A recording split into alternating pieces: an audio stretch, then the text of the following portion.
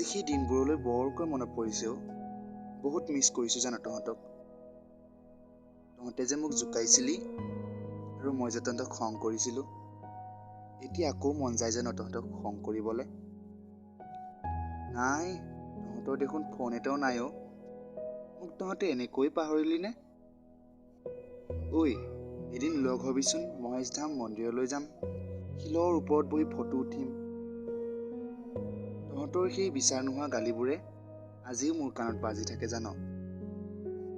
তহঁতৰ কাৰণে মোৰ যি অনুভূতি তাকেই কৈ চাগে বন্ধুত্ব, যাক কেতিয়াও পাহৰিব নোৱাৰি।